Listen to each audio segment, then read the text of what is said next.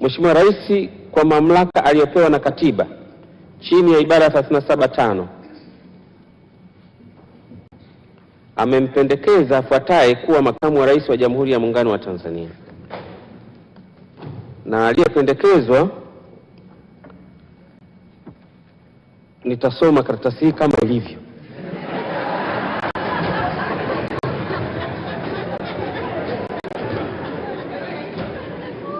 Kwa hiyo na nukuu, imeandikwa hivi: Mheshimiwa Spika, nawasilisha bungeni jina la mheshimiwa, narudia tena,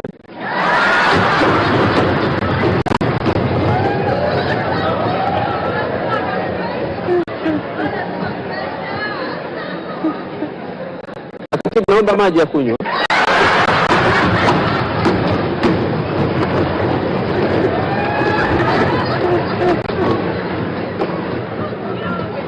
Mko tayari? Mheshimiwa Rais anasema, Mheshimiwa Spika, nawasilisha bungeni jina la Mheshimiwa Philip Isidori Mpango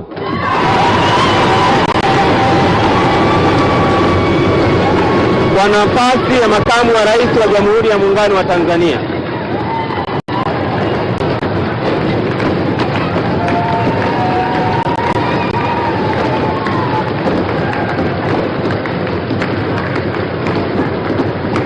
Mheshimiwa wabunge, Mheshimiwa Rais amewasilisha jina la Mheshimiwa Philip Isidori Mpango kuwa makamu wa rais wa Jamhuri ya Muungano wa Tanzania.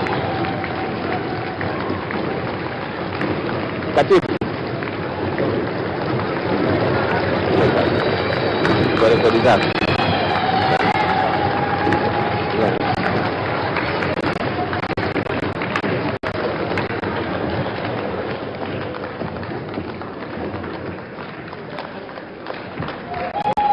Asante sana, naomba mkae.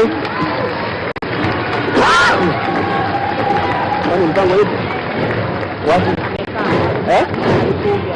Nyuma ya luku.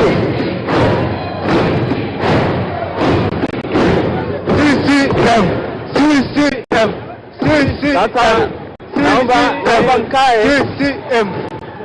Naomba mkae. Maki Mheshimiwa Mpango simuoni hapa. Naomba Mheshimiwa Rais nitafutie Mheshimiwa Mpango yuko wapi? Jamani, Mheshimiwa Mpango. Sasa nimemwona.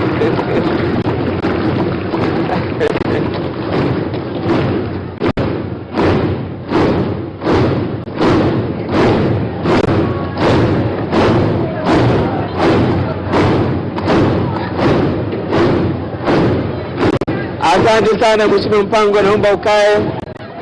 Asante sana.